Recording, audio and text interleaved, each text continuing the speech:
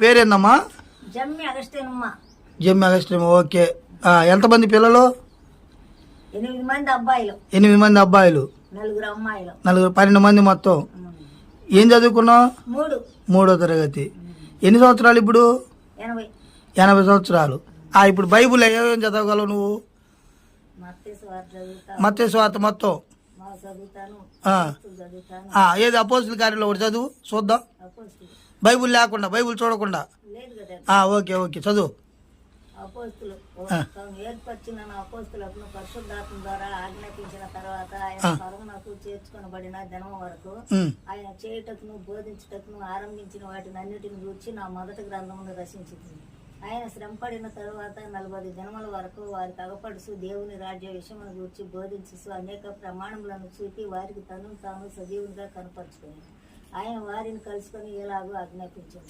మీరు యెరూషలేము నుండి వెళ్ళక నా వలన వినిన తండ్రి యొక్క వాగ్దానం కొరకు కనిపెట్టుడని. ప్రభు ఈ కాలమందు ఇశ్రాయేలునికి రాజ్యమును మరలా అనుగ్రహించదవాని కాలంలో సమయంలో తండ్రి తన స్వాధీనం అందించుకొని ఉన్నాడు. వాటిని తెలుసుకొనక మీ పని కాదు.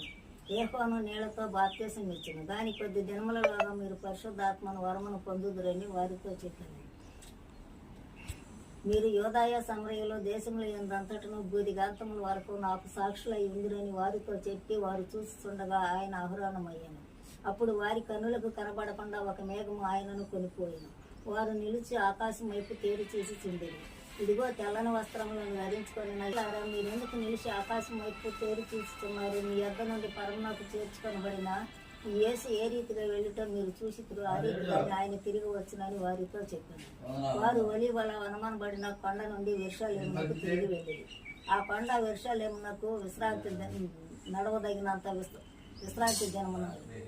వారెవరనగా పేతురు, యోహాను, యాకోబు, ఆంద్రేయ, ఫిలిప్పు, తోమా, బర్తలోమయ, మత్తయ్య, అల్ఫయ్య కుమారుడగు యాకోబు, జెలోతు అనబడిన సీమోను, యాకోబు కుమారుడగు యోదాను. వీరితో కూడా కొందరు స్త్రీలను యేసు తల్లి అయిన మరియయు ఆయన సహోదరులను ఏకమనసుతో వెడతెగక ప్రార్థన చేయించుండేది. ఆ కాలమందు ఇంచుమించు 120 మంది సహోదరులు కూడి ఉండేది. వారి మధ్య పేతురు నిలిచి ఇట్లనేను, సహోదరులారా, యేసుని పట్టుకుని వానికి త్రోవ చూపిన యోధాన్ని గురించి పరిశుద్ధాత్మ దావీదు ద్వారా పూర్వం పలికిన లేఖనము నెరవేరవలసి ఉండేది.